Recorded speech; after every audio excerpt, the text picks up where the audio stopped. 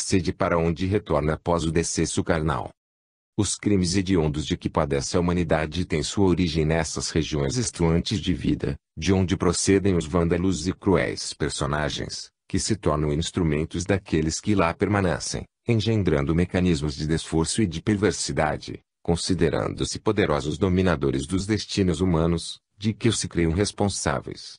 Personificando, muitas vezes, mitos ancestrais, demônios e anjos vingadores, acreditam-se imbatíveis, sem que percebam que se encontram tutelados pelas soberanas leis da vida, que deles, embora não necessitem, se utilizam para o desiderato de promover o progresso da sociedade rebelde, que prefere a dor ao invés dos recursos sublimes do amor, a fim de avançar pelos roteiros da evolução sem retentivas na retaguarda.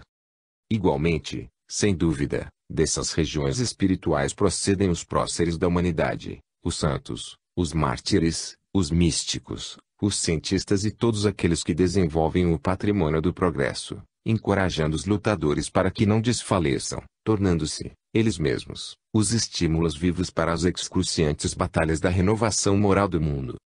Santiaguito, que experiencia comportamentos sórdidos em outras reencarnações, encontrava-se vinculado a alguns daqueles seres perversos que o detestavam, mas queriam utilizá-lo para seus fins ignóbeis, quais o de fazer sofrer as criaturas que deles se acercassem. Simultaneamente, inspiravam e conduziam a atormentada Susanita, recorrendo-lhe aos sentimentos grotescos, para que se tornasse a vigilante inescrupulosa e odienta, importante no processo de desencadeamento das novas desgraças em relação a ela mesma e ao jovem por quem se apaixonara. De um lado, atormentavam o inconsequente criminoso servo, assolando-lhe a consciência, agredindo-o, quando em parcial desprendimento pelo sono, ameaçando com interferência da justiça humana e gritando-lhe que nunca fugiria divina. Acoplando-se-lhe ao organismo, especialmente à área mental, dois desses pertinazes inimigos induziam ao suicídio, despertavam-lhe o recrudescer do ciúme contra o sacerdote, de quem suspeitava em relação a Dona Josefa, trucidando-o interiormente. Sob essa indução penosa e intoxicado pelas energias deletérias defluentes do ódio dos adversários espirituais, o jovem catalão definhava, sugado pelos tormentos e pela obsessão em processo cruel de instalação voluptuosa. Faltavam aos seus inimigos, apenas, a abertura das brechas morais para que o recurso perverso de vingança se instalasse, e isso ocorreu quando da ação criminosa e covarde contra o seu benfeitor, que o acolhera no lar e da qual não teria mais como recuar. Nesse ínterim, começaram a ser tomadas por Dona Josefa as providências legais para a regularização da herança, tendo-se em vista ser ela a única portadora dos títulos de merecimento, decorrência do esponsal, orientada pelo cônego Dom Lorenzo, astuto e hábil no intricado mecanismo das leis. Aquele era um período muito difícil para o país, porque Isabel II, que subiria ao trono mais tarde, filha de Fernando VII e de Maria Cristina, era a herdeira legal do trono após a morte do pai, e quando isso aconteceu, contava menos de 10 anos de idade, sendo a sua genitora quem governava como regente. Nesse ínterim, instalou a Primeira Guerra Carlista, que obrigou a renunciar, mais tarde, por volta de 1840. Foi então substituída por Esparteiro, que era o chefe do governo, sendo Argüelles investido na responsabilidade de tutelar a jovem rainha. Tendo-se em vista as lutas que se travavam por toda parte, em novembro de 1843, Isabel foi declarada de maioridade, com apenas 13 anos, a fim de poder governar e acalmar o país. Não obstante, as intrigas palacianas, os ódios políticos e militares, as ambições desmedidas dos criminosos disfarçados de patriotas, continuaram gerando conflitos e dificuldades para a governante que, apesar de tudo, fez-se simpática ao povo, em razão da sua bondade e caridade em comum, recursos que poderiam haver auxiliado a reconstrução do país e a felicidade do povo, não fossem esses sentimentos infelizes que tipificam os ambiciosos pela governança a qualquer preço, sem o menor respeito pela sociedade e pelas massas, sempre sofridas, esfaimadas, miseráveis, esquecidas. Salamanca não se encontrava à margem dos acontecimentos que tinham lugar na corte. Os conciliábulos sucediam-se e os carlistas, entre os quais, o extinto Dom Fernando Ordonez y Proença, o verdadeiro idealista que desejava a felicidade do povo, estavam em choques sucessivos contra o poder que vinha de Madrid. Dessa forma, a situação na cidade era delicada, porque nem todos partilhavam o movimento antiliberal e antirevolucionário, propugnador do absolutismo, iniciado por Dom Carlos Maria Isidro de Bourbon, irmão do falecido rei Dom Fernando VII. Acreditando ser herdeiro natural da coroa, negou-se a reconhecer a filha primogênita do seu irmão, Dona Isabel, como princesa de Astúrias, o que resultou no seu exílio com a família para Portugal. Em Abranches, firmou um manifesto, em outubro de 1833, pelo qual apresentava-se como Carlos V, legítimo rei, cujos direitos reivindicava. Estimulados pela sua audácia, os seus partidários e apaniguados começaram a lamentável guerra carlista que se prolongou por 7 anos, 1833 a 1840. Período, portanto, muito turbulento, astúcia e arbitrariedade governavam os destinos humanos. Nesses dias, portanto, a tragédia no solar de Dom Fernando logo cedeu lugar aos tormentosos e insuportáveis acontecimentos entre carlistas e liberais. As leis estavam subordinadas aos interesses mesquinhos dos mercenários, e a estupidez da sociedade submetia-se à lisonja e às vantagens decorrentes das conquistas sórdidas. A orientação segura do cônego e sua influência entre os liberais, que governavam a província, contribuíram decisivamente para que fossem regularizados com rapidez os processos legais, que concediam os direitos de propriedade dos bens deixados pelo extinto à sua senhora viúva, que aguardava essa decisão com recato, mesmo que fingido, e ansiedade, que não conseguia disfarçar. Atormentada ante as reflexões que lhe dominavam a mente a respeito do crime infame que os amantes perpetraram, Susanita aumentou o cerco ao inquieto Santiaguito, que passou a nutrir aversão pela jovem, compreendendo que ela era portadora de algum segredo que o comprometia. Uma nova trama se lhe desenhou na mente, e não podendo suportar a pressão psíquica e emocional da infeliz apaixonada, resolveu-se por aconselhamento com o cônego de Luzurros. Ao comparecer à catedral, na hora aprazada para a narração da ocorrência que o surpreendia, o religioso não pôde ocultar a surpresa ante o desfiguramento do seu comparsa. Curioso em tomar conhecimento do que estava sucedendo, conduziu o jovem ao confessionário, e após os cuidados litúrgicos para o ato da confissão, repetiu palavras sacramentais, sem qualquer sentimento de unção, e pôs-se à disposição do atormentado jovem, que não se permitiu qualquer circunlóquio, abordando a questão sem meias palavras. Venho sendo assediado por uma das amas da casa, que parece conhecer algo em torno dos acontecimentos passados, em relação a Dom Fernando. E por que o suspeita? Indagou um sacerdote, interessado. Sem maiores preâmbulos, o moço esclareceu. Há algum tempo, Susanita me interessou, e vivemos um rápido romance, logo desfeito por desistência de minha parte. Não me dei conta, porém, de que ela continuava rondando-me ansiosa pelo prosseguimento, a que me neguei. Mais recentemente, todavia, passou a dizer-me palavras de sentido dúbio, indiretas, como se conhecesse algo que estivesse oculto. Como assim? Interrogou o confessor. Ora, ainda ontem, quando eu passei ao seu lado, sem a saudar, ela referiu-se nebulosamente, indagando, por que tanta soberba? Eu sei e esta casa conhece o que acontece à noite entre sombras e silêncios. E pôs-se a rir, zombeteira, sarcasticamente. Havia no seu cinismo tanta crueza que, por pouco, não a golpeei. Reflexionando em silêncio, o sacerdote logo depois aniu que a jovem deveria ter visto algo que o comprometesse, sendo mais sábio inteirar-se de quanto ela era conhecedora, em face dos perigos de uma situação embaraçosa naquele momento. Assim, com a habilidade mórbida, que lhe era habitual, sugeriu. Como ainda se encontra interessada em você, acerque-se, ausculte-a, reconquiste-a, dê-lhe o que deseja, negocie, e de acordo com o conhecimento que tenha em torno da noite fatídica, a única alternativa será eliminá-la também, porque ninguém sentirá a falta de uma desavergonhada e pervertida. As palavras estavam carregadas de ira, porque, naturalmente, Sua Excelência estava envolvido também na trágica ocorrência, cujos benefícios esperavam aferir dentro em pouco. O jovem, tomado de surpresa, redarguiu, algo confuso. Se ela tiver conhecimento do crime, terei que matar também. E isto irá até onde e quando? Até onde as necessidades assim o impuserem, respondeu D. Oios com uma frieza que surpreendeu o assassino. No silêncio, que se fez natural. Ele compreendeu a crueldade do religioso venal e a facilidade que tinha para eliminar quem se atrevesse a impedir a execução dos seus planos, que o jovem ignorava, quase que por completo. E se eu me recusar a fazê-lo? Terá que pagar o alto preço da traição e do homicídio contra o seu amo. Quando se entra em uma situação grave, não existe outra alternativa, senão prosseguir até o término das circunstâncias e imposições do ato deliberado. Afinal, isto é somente uma hipótese, porque é provável que a infame esteja blefando, a fim de trazê-lo de volta à sua perversão e cupidez. Seja, porém, qual for a situação, não deixe de pôr-me informado a seu respeito.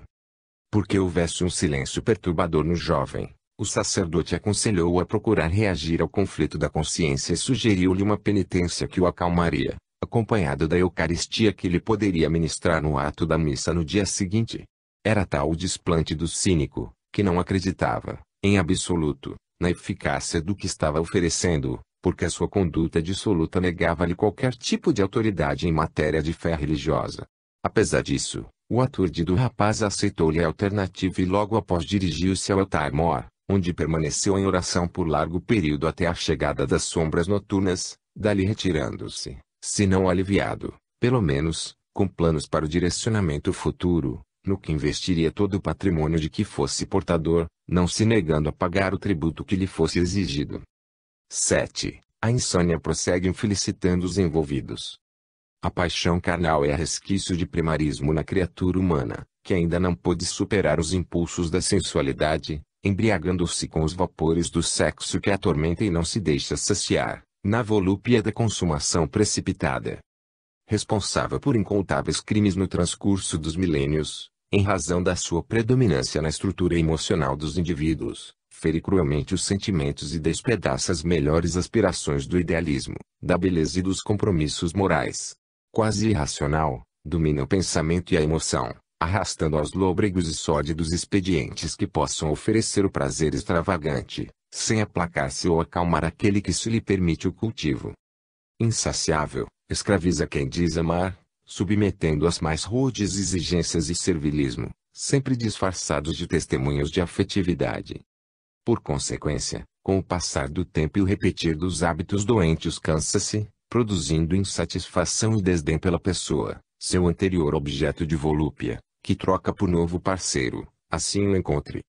Essa paixão delituosa e enfermiça senhoreia-se de expressiva quantidade de pessoas, com ou sem disfarce, que transferem para os desejos lúbricos as aspirações da existência, a qual passa a circular em torno do foco da libido perturbadora.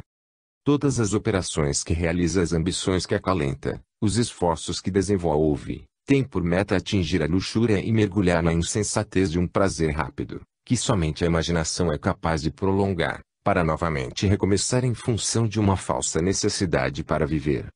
Entorpecendo os sentimentos, que desarticula golpes de ansiedade e inquietação, atormenta sem cessar, transformando o ser em seu dependente total. Vício mórbido, assemelha-se à toxicodependência, ao tabagismo ou a outro qualquer parceiro da infelicidade humana.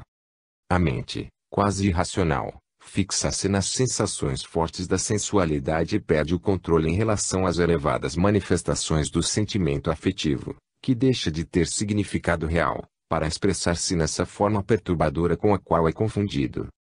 Por isso, a antiga cultura do sexo, que ora se impõe como fundamental para a vida de prazer humano, deverá ceder lugar à consciência do amor, para conduzir a sociedade pelos legítimos caminhos da plenitude, da realização. Susanita fizera-se escrava da paixão carnal. A mente desgovernada pelos desejos ignóbeis, tornara-se cruel ao constatar a preferência do ex-amante pela senhora, contra quem não dispunha de recursos próprios para superar, ainda mais tendo em vista sua condição subalterna de serva. O ciúme, que lhe rompeu e a dominou, tornou-a adversária silenciosa e vigilante daquela despudorada que lhe tomara o parceiro igualmente venal. Concomitantemente, o desprezo por ele passou a controlar-lhe o pensamento, estabelecendo programas para excruciá-lo e, assim, vingar-se da outra, quando lhe subisse o patíbulo da desgraça. No fundo, o ódio é um processo enfermiço do amor, que ainda permanece no sentimento, e, quando desprezado, envenena-se, desejando inversamente o que gostaria que acontecesse. O prazer, que não sendo fluido, experimentasse na destruição daquele que o nega. Fazia-se sedutora de toda forma possível, a fim de ferir aquele que a desdenhava, e para despertar-lhe a cobiça, começou a manter um namoro com um outro valete da mansão. Santiaguito houvera o percebido, mas desinteressado do seu destino, não se deixara sensibilizar, exceto agora, quando a situação parecia difícil para ele. Naquela mesma noite da confissão, procurou modificar a expressão facial e o comportamento em relação à mulher desprezada, que lhe notou os modos mais corteses e o olhar fulgurante, como se portador de algum desejo e interesse. Em conflito, não sabia como proceder, já que se encontrava envolvida com Jaime, possuidor de bom caráter e talvez interessado na construção de uma família, que não lograria concretizar. Percebendo a transformação do ex-amante, aguçou sentimentos em sua direção e facultou chance para que lhe falasse de alguma forma, reacendendo a chama da paixão que apenas estava coberta pelas cinzas da revolta e do despeito. O contato foi breve e reticencioso, suficiente, porém, para que ela se reanimasse, sentindo-se novamente desejada, não o suficiente, por enquanto, para uma radical mudança de atitude. Na noite seguinte, percebeu que permanecia o interesse do catalão, resolvendo enfrentar a situação desafiadora, esquecendo-se totalmente do compromisso com o namorado, que estava longe de conhecer o passado da mulher de quem se acercara. Observo que o jovem pavão falou com fingido desdém. Mioli tenta conversar comigo desde a noite de ontem. Que se estará passando? A fonte generosa encontra-se sem linfa para dessedentá-lo, ou a água apresenta-se envenenada pelo remorso, ou turbada por novas substâncias. Não havia dúvida, ele concluiu. A megera estava a par do seu relacionamento com a senhora. Ocultando, porém, a ira que o invadia, respondeu, também, de maneira irreverente. Quando o verão se torna ardente no sentimento, e a quadra calorosa ainda está longe, não há outra alternativa senão procurar algum oásis de abastecimento com água generosa e refrescante, talvez não muito pura, mas com suficiente recurso para refazer as energias e acalmar o calor que asfixia e aturde. Estará cansado o viajante desolado da fonte generosa e rica, ou a mesma deixou de oferecer o benefício do seu frescor. Nem uma coisa, nem outra. A fonte está sempre às ordens de quem sabe buscar a água com carinho e sorvê-la com ternura.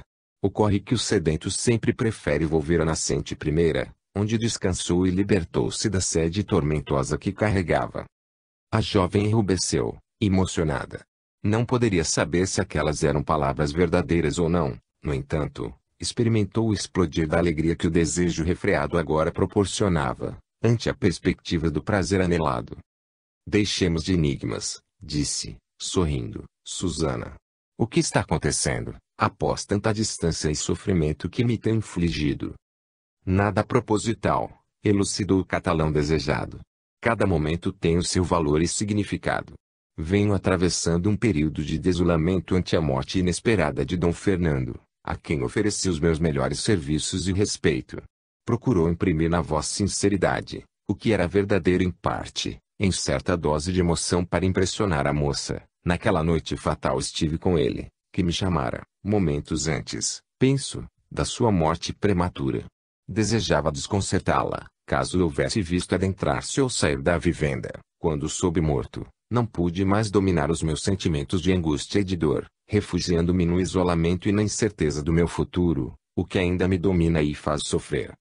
E a senhora, que o destaca com a sua simpatia, falou propositalmente, a fim de penetrar-lhe o país misterioso da alma, não lhe prometeu qualquer recompensa pela morte do marido. A interrogação fora quase direta a respeito do crime. Controlando-se com energia, o mancebo respondeu. A senhora, é claro, solicitou-me paciência, quando tive ensejo de atender-lhe a um chamado, uma vez, prometendo que me manteria no trabalho a que sempre me dediquei, com a modificação natural que ocorrerá com a ausência do amo. E ficarão, ela e o padre, com todos os bens de Dom Fernando? O padre. Não sei a que se refere, respondeu, surpreso, o jovem. Claro. O padre, com quem mantém um velho romance, conforme dizem alguns dos empregados mais antigos, ou simplesmente caluniadores, não o posso avaliar.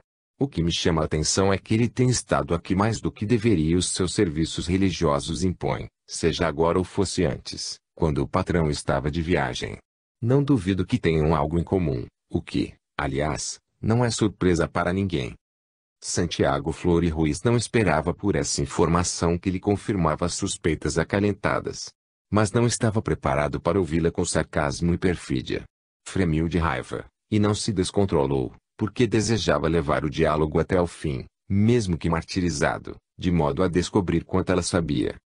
Então, você me informa que, durante as viagens do amo, esse cônego vinha a casa e aqui se demorava, em algo que não parece de caráter religioso. Isso, é, sem dúvida, uma sórdida calúnia. Desejou que assim o fosse, pois que não estava preparado para a verdade que magoa os fracos e pusilânimes.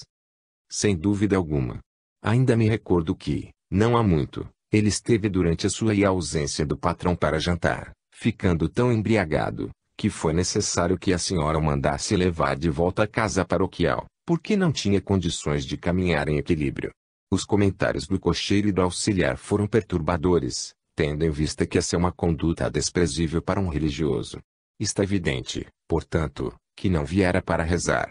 Aliás, eu confesso que detesto esse homem, gordo e vulgar, de olhar cobiçoso e perverso. Houve uma pausa demorada e desagradável. Cada um dos interlocutores estava auscultando o próprio mundo íntimo, perdidos no tempo e nos conflitos. Foi Susanita quem rompeu o silêncio, solicitando: deixemos esses infelizes em paz e conversemos sobre nós, o que me acalmará, renovando minha alma e dando-me alento para continuar a viver.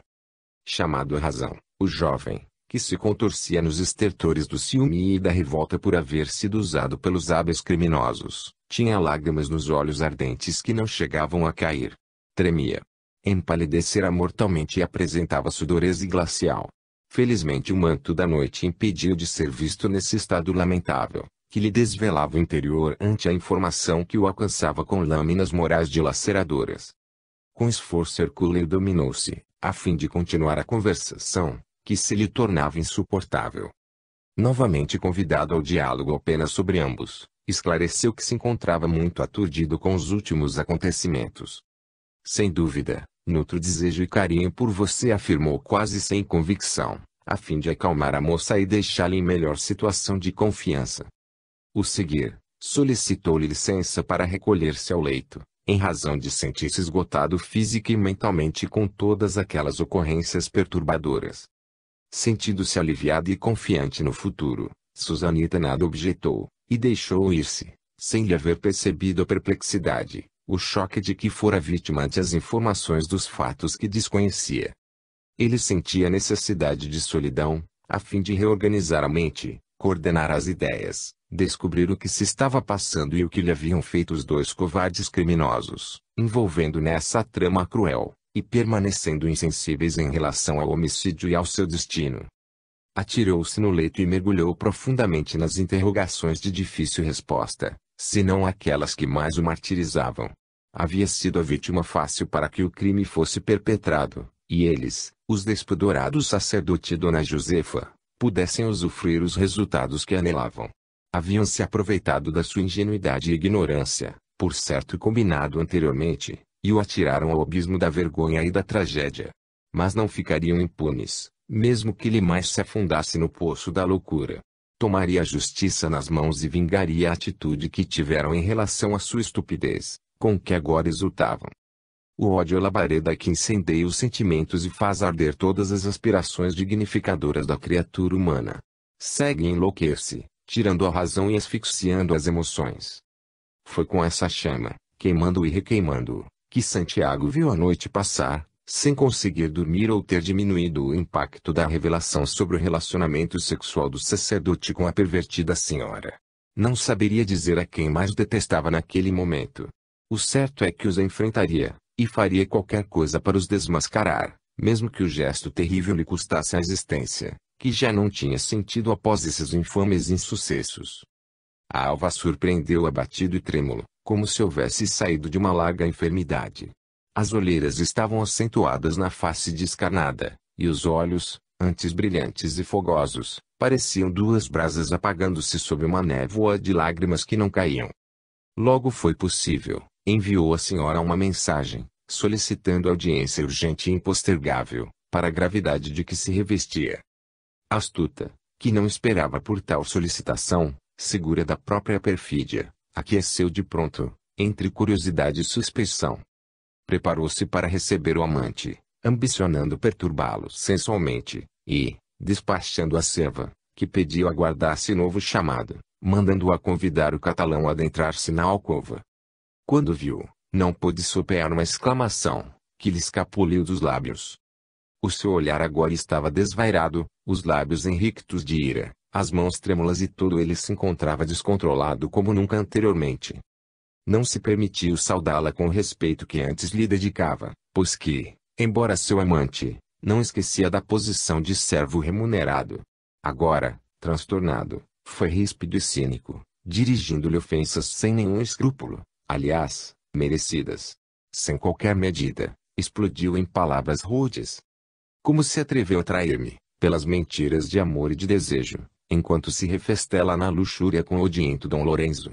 Como pode oferecer-se a qualquer que se lhe apresente, enganando uns e outros, ao tempo que planeja assassinar o marido inocente e gentil, de quem se desejava descartar para ampliar o raio das suas licenças e perversões?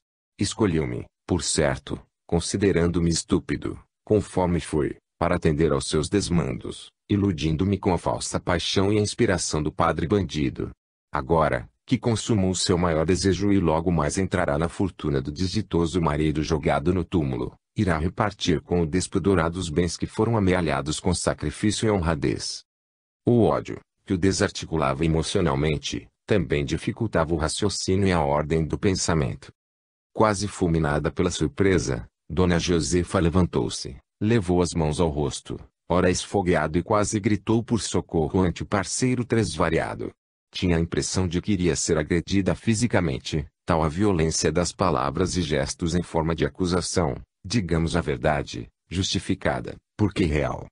Conseguiu, no entanto, suportar a afronta e tombou no divã aveludado, totalmente perturbada pelo inusitado acontecimento. Quase sem voz, aproveitou-se de uma pausa, na qual o acusador se encontrava quase sufocado pelo desequilíbrio da emoção, e interrogou-o, igualmente irada. Posso, ao menos, saber o que está acontecendo? Ademais, não lhe permito, sob pretexto algum, que tenha o atrevimento de desrespeitar-me. Sou sua amante, sim, por infelicidade, mas por dever sou também sua patroa, que não me deixo atingir facilmente por ninguém, menos por você, a quem concedi o privilégio de um relacionamento afetivo que a sua condição inferior não soube merecer. Como se permite adentrar na minha alcova e, em altas vozes, ofender-me, sem ao menos permitir-me o direito de esclarecimento ou de defesa? Para que fique muito claro, eu exijo que saia do meu quarto, e, se necessário, que deixe esta casa, pois que, do contrário, me utilizarei das minhas prerrogativas de proprietária, mandando-o expulsar como um cão doente atirado à lata de lixo, que merece. Quem pensa que é, para exigir-me qualquer justificativa sobre os meus atos? Que demônio apossou-se de você? Que infâmia nova os seus companheiros do mesmo nível de degradação atiraram contra mim? Os servos são sempre seres inferiores, que por mais se lhes façam, nunca estão satisfeitos, invejando seus amos, aos quais devem respeito e gratidão. Pelo contrário, odeiam por inveja, pela sua posição social e econômica. Retrate-se, pois, antes que eu também perca o controle sobre as minhas ações. Ela se erguera. Havia recuperado a prepotência, e com o orgulho ferido enfrentou-o, dedo em riste, quase desfigurada também, olhar furibundo e o rubor do ódio esfogueando-lhe o rosto. Santiago Flor e Ruiz não esperava a reação da comparsa, e no destrambelhar das emoções, prorrompeu em pranto nervoso, convulsivo, em um quase surto de loucura. Ela deixou contorcer-se, sem compreender o que houvera acontecido, permanecendo dominada pelo rancor que se apossou dos seus sentimentos. Jamais imaginaria uma cena de tal rudeza, o desplante vergonhoso da Cipara enfrentando-o e ferindo-a moralmente. Sabia-se venal, mas não permitia que lhe dissessem, não ignorava a gravidade dos crimes perpetrados, nunca, porém, facultaria que alguém lhes passasse no rosto em forma de acusações mesmo que verdadeiras. Preferiria a morte a um confronto de tal natureza. Estava disposta a perder agora para ganhar depois. Nesse átimo de minuto, em que raciocinava aturdida e tumultuada, Recordou-se do risco de ser responsabilizada pela morte do marido. Mas ele fora o assassino, quem lhe aplicara o golpe final, e seria a palavra dele contra a sua. Tudo dependeria da forma como engendrasse a própria defesa, na sua condição de viúva, portanto, vítima da irreparável perda. Não faltariam, é certo, comentários a favor do bandido, mas também haveria muita defesa por parte de bajuladores e mercenários que a tudo se prestam. Também estaria em jogo o depoimento de sua reverendíssima de Luzuios. Após o trovejar de impropérios e acusações, houve uma pausa na tempestade, gerando um silêncio quase aterrador. O jovem catalão, ainda sem recuperar-se do distúrbio nervoso que o acometia, acercou-se da mulher, que se apresentava como ultrajada, e ajoelhou-se-lhe aos pés, banhado em pranto, e cingiu-lhe as pernas, tartamudeando. Como me pôde trair com o infame sacerdote? Como o desgraçado estimulou-me ao crime, certamente de acordo com os seus planos, não é verdade? A mulher, agora impassível, começou a entender que algo ocorrera, e tinha necessidade de descobrir até o último detalhe. Mantendo-se como que inatingida, respondeu com desdém. Embora eu não tenha o dever de informá-lo sobre minha vida particular, além do nosso relacionamento, desejo esclarecimentos sobre a absurda acusação. Nunca lhe disse que era imaculada, nem lhe solicitei pureza moral em torno do seu passado, que não me interessa. Fui atraída por você e permiti-me a lisonja de honrá-lo com o meu afeto.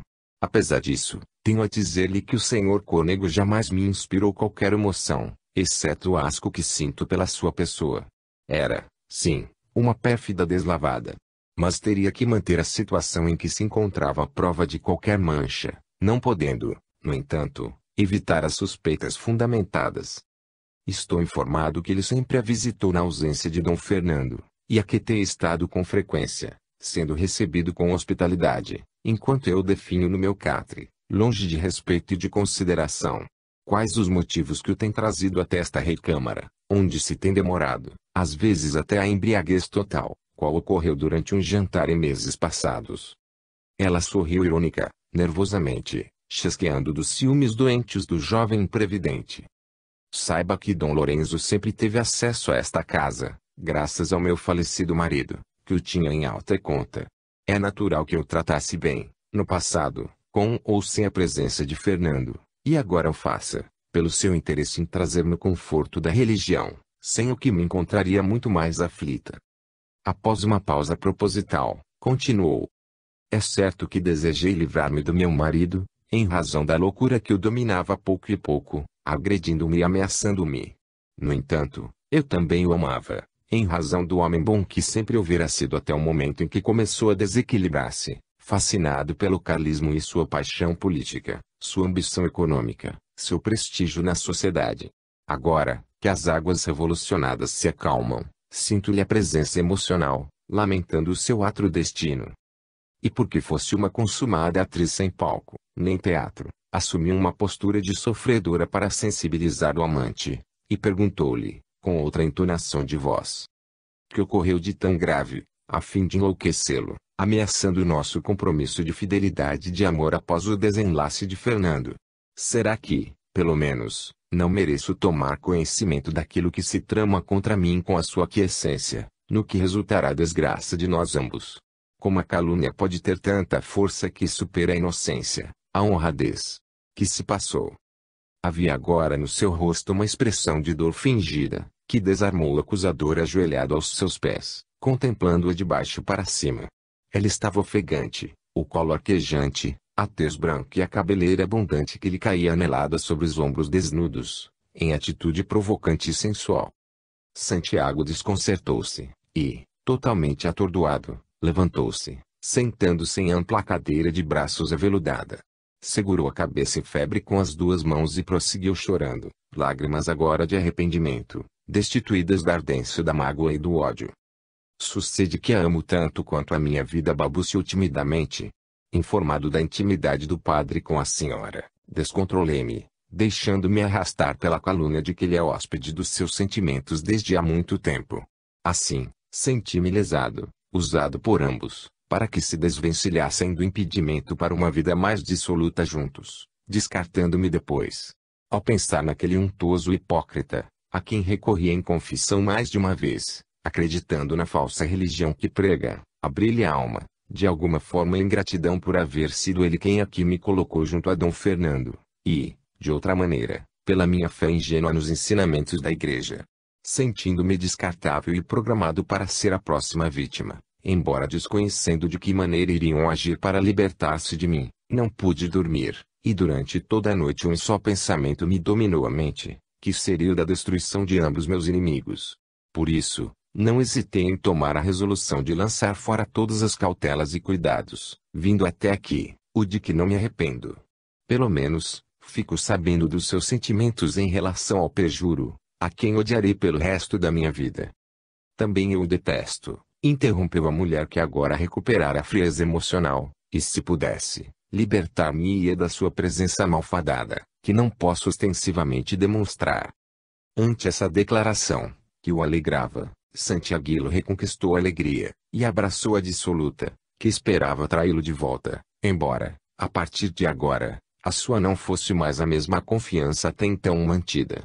Descobria-o fraco e sensível demasiado, o que o tornava um perigo, em razão da insegurança emocional de que dera mostras e dos conflitos experimentados em decorrência do crime cometido. O tempo, porém, ajudá-la-ia na solução do que agora considerava motivo de cuidado.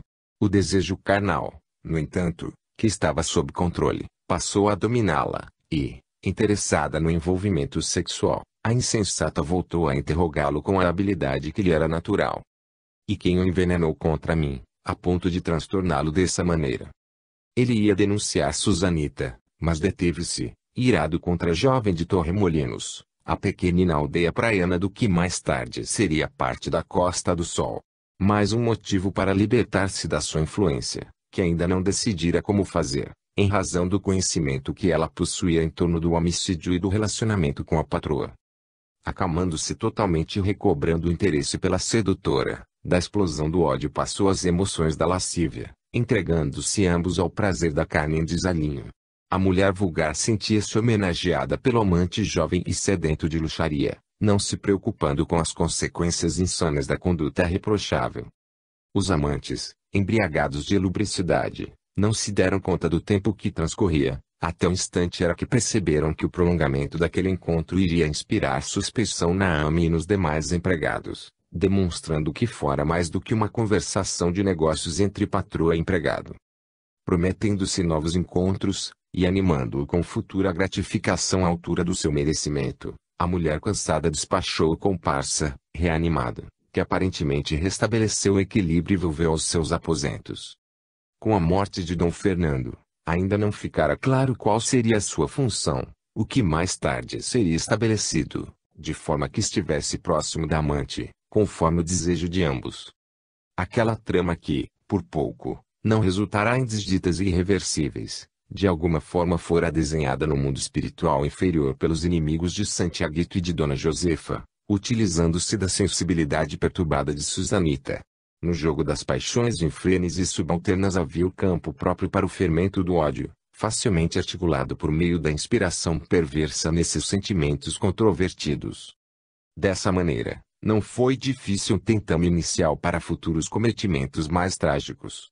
O homicídio vergonhoso fora igualmente trabalhado por esses mesmos execras do mau destino dos envolvidos nos relacionamentos infelizes, por cuja ocorrência vinculavam-se ainda mais para o futuro de dores e recuperações acerbas, no processo de evolução. O mais lamentável, era que o nobre espírito Dom Fernando Ordoez y Proenza, em razão da forma cruel pela qual desencarnara, não conseguiu afastar-se do domicílio, permanecendo turvado, sem entender exatamente o que lhe houvera acontecido. A agonia, que experimentou durante o tempo em que foi asfixiado na almofada de plumas pelos braços fortes do bandido homicida, permaneceu afligindo até que, lentamente, foi tomando conhecimento de toda a urdidura do crime, desorientando-se e sofrendo penosamente. Embora a mãezinha desencarnada tenha tentado retirá-lo do lôbrego recinto, o desequilíbrio que o venceu facultou que o ódio o desvairasse, ali permanecendo enquanto os acontecimentos tinham curso. Foi, portanto, nesse estado de emoção desequilibrada que acompanhou a cena cruel entre o seu pajem e a sua mulher, estarrecendo-se com o que ouviu e viu, culminando na sordidez da comunhão sexual, sem qualquer pudor em praticá-la no mesmo leito em que lhe roubaram a existência física. Tomado de horror, por tudo quanto se dava conta, pareceu chumbado à recâmara, não conseguindo entender realmente o que acontecia e como seria o futuro. Nesse estado de descontrole passou a ser atendido pelos adversários espirituais dos seus desafetos, que lhe explicaram a ocorrência da morte criminosa, do prosseguimento da vida após a consumpção e transformação da matéria, bem como das possibilidades de que disporia para desforçar-se dos canalhas que o traíram miseravelmente e se banqueteavam sobre o seu cadáver sem qualquer consideração pelo que fora, pelo que fizera, pelo que deixara. Apunhalado moralmente, sem a iluminação de uma fé profunda e racional, todas as exéquias e homenagens fúnebres, cultos e missas que lhe foram encaminhados a peso de ouro, nem sequer o atingiram, menos o confortaram. Na turbulência inicial da desencarnação, não pôde participar dos atos de aparência religiosa, nem das ocorrências domésticas. Só mais tarde, à medida que se foi dando conta da realidade na qual se encontrava, é que pôde avaliar o significado da vida, a ocorrência da morte. Todos os aparatos terrestres valem apenas para o orgulho e ambição humanos, preocupados com os interesses miseráveis da matéria sem o menor significado para o ser espiritual, cujo patrimônio nele mesmo se encontra íncito, que são os seus atos. O nobre espanhol, apesar de apresentar-se como um homem de bem, era portador de um pretérito de culpas que não conseguira resgatar, por falta de lucidez espiritual, razão por que culminara a existência física de forma trágica, que poderia transformar em fenômeno iluminativo. A surpresa, porém, defluente do que observou e foi constrangido a presenciar, levou-o à loucura, ao desejo de vingança, perturbando-o e desvinculando do divino auxílio que nunca falta, mas que a intolerância, a rebeldia, a sistemática ambição de desforço impedem que atinja o seu alvo. A bondade apenas não basta para a recuperação dos gravames espirituais, sendo exigíveis a transformação moral, a submissão aos desígnios de Deus, a paciência ante as ocorrências infelizes, a coragem para prosseguir sem arrastar as cadeias do ódio, do ressentimento, da amargura que prendem o ser na retaguarda de onde procede. Eis porque o amor, nas suas mais complexas expressões, é fundamental na vida de todos os homens e mulheres, pelo poder que possui de libertar e inspirar confiança no futuro, aproximando-os de Deus. Apesar dos tumultos e agitações na mansão Ordonez, a primavera começou a aquecer a região e a arrebentar no solo aparentemente crestado a sinfonia de flores, no majestoso verde variegado, anunciando a presença da quadra nova do tempo, enriquecida pelas infinitas possibilidades de recomposição emocional e de construção moral para as criaturas humanas. 8. Alucinação acompanha a infância. Se as criaturas houvessem por bem impregnar-se das bênçãos que a natureza proporciona, aprenderiam as lições incomparáveis da humildade, da submissão e da renovação que se verificam em toda parte. A densa névoa e a noite calamitosa, por mais demoradas, sempre sucedem à transparência do ar e à beleza do amanhecer sob a dádiva do sol. A canícula cede lugar ao frescor, e o frio glacial faculta a amenidade sob a suave luz da quadra primaveril, colocando cores e verdor nos abismos e penhascos, com exceção apenas daqueles dominados pelas néveas eternas. Na transitoriedade de todas as coisas do mundo, o renascimento e o progresso constituem lei da vida, a que tudo e todos se submetem inexoravelmente. Renovada pela esperança de haver reconquistado o eleito do coração, Susanita encontrou um meio de desfazer-se da presença de Jaime, explicando-lhe com honestidade chocante, que estava comprometida anteriormente e que após algumas rusgas, agora regularizadas, retornava ao convívio com o homem amado. Descartado sem qualquer consideração, o jovem sentiu-se ferido no brio e deixou-se arrastar por rude ressentimento contra Leviano e o seu amante, a quem antipatizava, em decorrência do prestígio de que desfrutava junto aos donos da herdade. Sentindo-se desobrigada de qualquer compromisso, a jovem não cabia-se de contentamento, antegozando aquilo que supunha ser-lhe a felicidade anelada. Nada obstante, o ressentimento contra a patroa prosseguia, e também a suspeita da ligação ilícita bem como do crime lhe permanecia na mente, como resultado do tempo em que estivera à espreita e ante as constatações que conseguira obter. Certamente o namorado fora vítima da mulher perversa que o induzira ao homicídio, assim pensava. No entanto, estava disposta a esquecer-se de tudo, desde que a sua felicidade não fosse afetada. Ela estimava a crença de que a felicidade, que é fruto dos desejos imediatos, possa abafar os apelos da consciência, silenciar os sentimentos da verdade. Enquanto permanece a ilusão e os vapores do prazer entorpecem a razão, isso acontece, para logo ceder lugar a duras realidades, recheadas de amarguras, de ressentimentos e de ódios. Somente a conduta ilibada proporciona harmonia íntima, base estrutural de qualquer conquista interior planificadora, capaz de proporcionar paz. Os frutos morais da conivência com o crime são sempre ácidos, quando não muito amargos, levando a desencantos e aflições superlativas. Em contrapartida aos anelos da jovem sonhadora, Santiago mal dissimulava a aversão que nutria por sua presença, escamoteando os motivos de antipatia que a mesma lhe inspirava, desde quando se tornara detentora dos segredos da sua alma atribulada. Amenizada a angústia que o devorava, nos braços da sedutora cortesã, tornara-se-lhe mais suportável a companhia da apaixonada, a quem submetia indiretamente a constante interrogatório, permitindo que ela, por fim, desvelasse tudo quanto observara, acompanhando na sombra da noite, qual acuada fera em inclemente perseguição. Não lhe negara conhecer o crime, em face da coincidência da sua saída do edifício central, logo sucedida pelos gritos de terror da esposa famigerada. Outro sim, a suspeita de um relacionamento vil com a mulher odiada, se não confirmada visualmente, era pelo desenrolar dos fatos e do conhecimento que todos tinham da conduta a que ela se entregava. Dividido entre a paixão pela viúva persuasiva e a animosidade crescente pela moça invigilante, não sabia como proceder. Nesse comenos aflitivo, resolveu aconselhar-se com a experiência da viúva, apresentando-lhe o labirinto emocional por onde transitava. Aguardou uma oportunidade própria, já que novos acontecimentos tinham lugar na mansão faustosa. Assumindo com segurança a governança da casa e dos bens que foram herdados, Dona Josefa convidou o cônego de Oios para que participasse de uma solenidade, no qual desejava homenagear a memória do esposo, por ocasião do 3º mês do seu falecimento.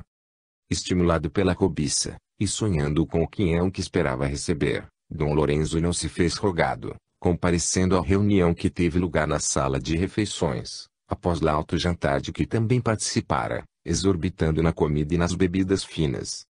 Terminada a refeição, Dona Josefa convidou todos os serviçais, e acompanhada do seu conselheiro, também seu testamenteiro, o Sr. Angel Aguirre, respeitável notário da cidade, elucidou que desejava oferecer uma recompensa a cada empregado pela fidelidade com que se havia dedicado ao defunto e a ela própria nos dias sombrios por que passara. A vivez inesperada, falou com entonação especial de voz, feriu-me profundamente, e não fosse o amparo da religião, por meio de sua reverendíssima, aqui presente e a bondade dos meus empregados, certamente não teria resistido ao sofrimento que sobre mim se abateu, insuportável. Era uma hábil dissimuladora. Ouvindo-a, qualquer pessoa se sentiria apredada, logo se lhe tornando solidária. Ato contínuo, prosseguiu chamando nominalmente cada servidor e entregando-lhe uma importância adredemente combinada com o responsável pela guarda do patrimônio legal da sua herança. Todos foram aquinhoados com um valor significativo, que bem poderia parecer também uma forma de granjear-lhe as simpatias, tendo-se em vista o poder de que dispõe o dinheiro entre os portadores de caráter frágil, vendável. Ao chamar Santiago Flori Ruiz, não escondeu a emoção de presenteá-lo com a mesma importância oferecida aos demais, porém, acrescentou. Pela sua fidelidade para com o patrão, que o tinha em alto preço, conforme sempre me referia, pelo seu sofrimento ante a perda irreparável e sua permanência no solar, ao invés de despedi-lo por falta de função correspondente, desejo nomeá-lo zelador e guarda desta minha residência, a fim de protegê-la, de cuidar do seu patrimônio e estar próximo de mim para socorrer-me em caso de necessidade. Como já disponho de hábil e sábio conselheira para os negócios deixados pelo meu marido, espero contar com os seus préstimos, ajudando-me na solução de quaisquer dificuldades outras que porventura surjam na sucessão dos dias, em razão de conhecer o pensamento do meu extinto marido, ao lado de quem esteve em muitos negócios. A minha condição de mulher frágil necessita de pessoa amiga e cuidadosa, especialmente agora sem a presença vigorosa e gentil do esposo devotado, que a morte arrebatou.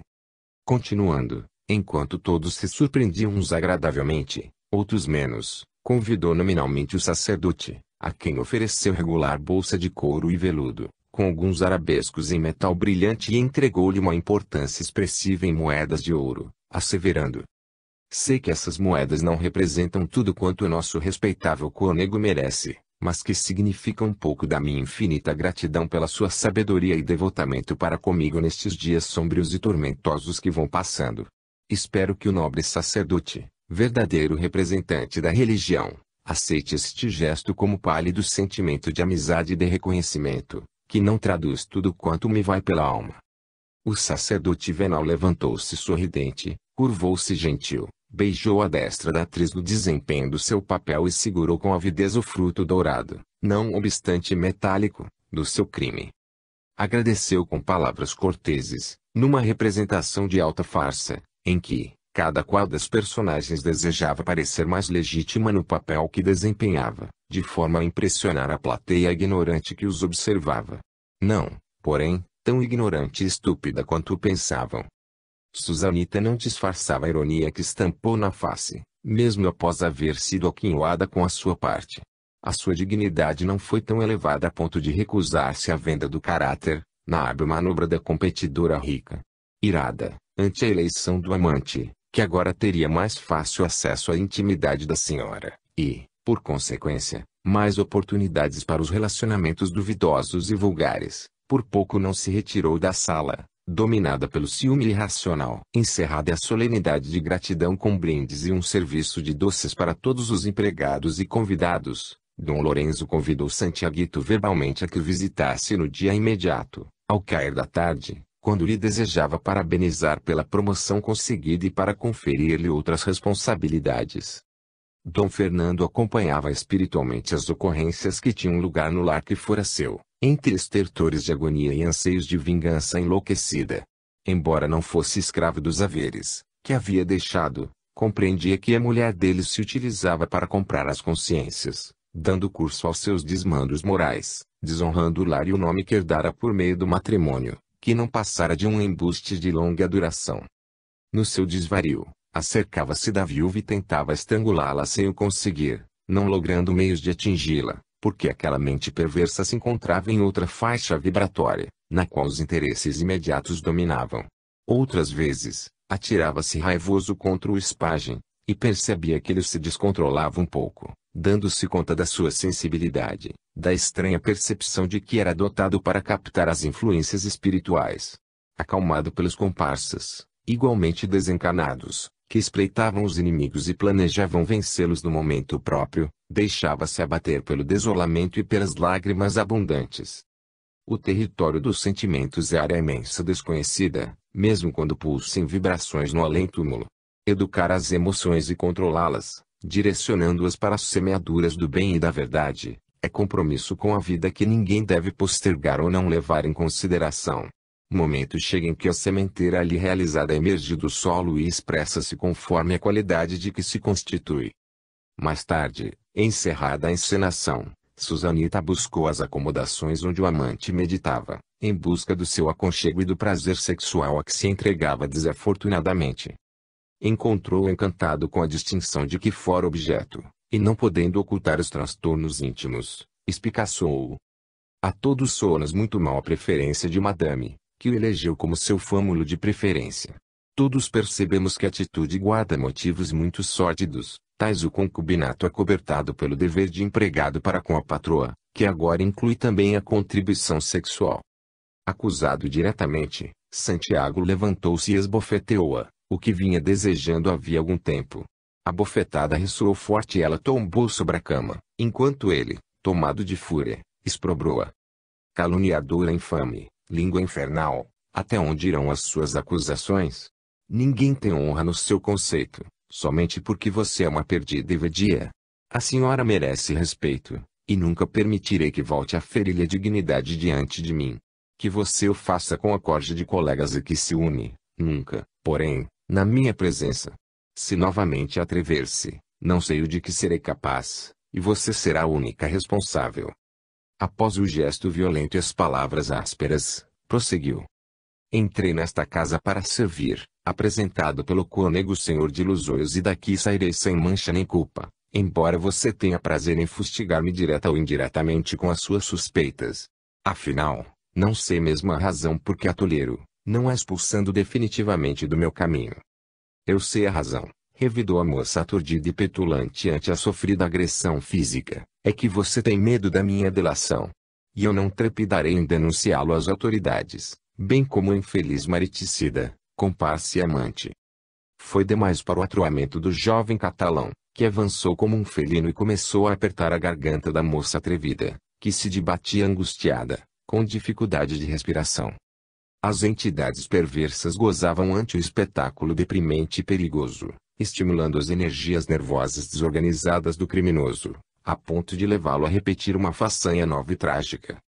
Agitando-se com força e em quase desfalecimento, olhos esbugalhados, a língua projetada para fora pela boca aberta, Susanita encontrava-se quase à morte. Num relance de lucidez, ele deu-se conta do que estava fazendo e jogou-a novamente sobre a cama, quase inerte, tombando suarento e trêmulo ao seu lado. Ela tossiu com dificuldade, como se estivesse engasgada e quase asfixiada, pediu-lhe socorro, o que o fez despertar e atendê-la com um vaso com água, sacudindo-a com delicadeza, logo após abraçando-a com enternecimento e remorso.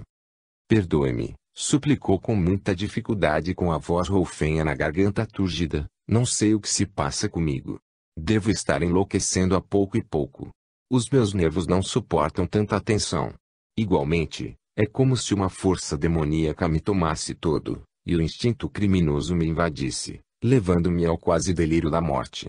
Não tive a intenção de magoá-la, nem desejo feri-la. Mas não posso negar que você tem sido insuportável para mim.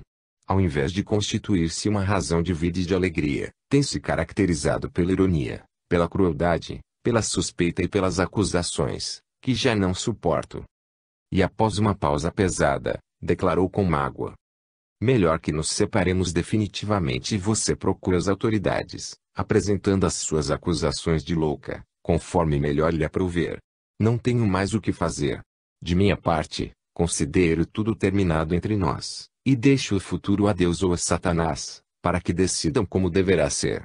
Assim que se refaça, por favor, vá-se daqui, volte para o seu namorado e não me olhe nunca mais, porque não sei o que poderei fazer numa dessas crises que me vem assaltando. Era sincero no seu apelo. Fazia um grande esforço para silenciá-la, mas a insaciabilidade da atormentada não a deixava em paz, nem a ele favorecia com tranquilidade. Tratava-se de uma conjuntura difícil, especialmente pela interferência morbífica dos inimigos espirituais que se miscuíam no seu comportamento humano, agora em posição de suas vítimas. Passado o estupor, e mais recomposta, Susanita tentou justificar-se, explicando que sempre fora infeliz, acrescentando: nunca tive infância. De cedo provei a orfandade e o trabalho pesado na casa de patrões impiedosos, alguns dos quais me estupraram em plena juventude, explorando meu corpo, somente porque sou pobre e desprotegida. Quando vi a senhora colocá-lo em posição de seu defensor, possuindo tanto dinheiro e dispondo do que deseje, fiquei desesperada, sentindo-me furtada, já que você representa o carinho que nunca tive, o apoio e a segurança que qualquer mulher desejaria. E após rápida reflexão, concluiu: prometo nunca mais voltar a este assunto que nos separa. Peço-lhe que me ajude a esquecer tudo quanto tem acontecido de infeliz, separando-nos, por mais que eu deseje aproximar-me, conquistar a sua alma. O luar em prata, penetrando pelos vidros da janela, permitiu que Santiago pudesse ver a jovem indefesa, desgrenhada, olhar de ovelha assustada ante o lobo voraz, dependente, suplicando socorro. Aquela expressão de dor e de desamparo comoveu-o, pois que se lembrou do seu próprio destino, desde quando saíra de sua querida Leida, órfã de mãe, e vagara com o genitor, até alcançar aquele trabalho que o tornara infeliz e desventurado. A orfandade é terrível flagício para quem a padece. A ausência da ternura, especialmente da mãe, fere o ser em formação, cuja alma dilacerada muito dificilmente cicatriza. Provação dolorosa constitui um fenômeno kármico severo, para ensinar a quem a experimenta, respeito e gratidão pelos genitores, por todos os seres que existem. Tocado no sentimento de piedade humana, Santiago abraçou-a com ternura inusual e osculou-lhe a face banhada pelo pranto espontâneo, que escorria como um delicado fio líquido, fluindo dos olhos desmesuradamente abertos. Ela tremia como uma criança ao frio, requerendo cuidado e compaixão. Ele deitou-a no seu leito e cobriu-a carinhosamente. O sofrimento possui uma linguagem universal, silenciosa, que toca o mais profundo dos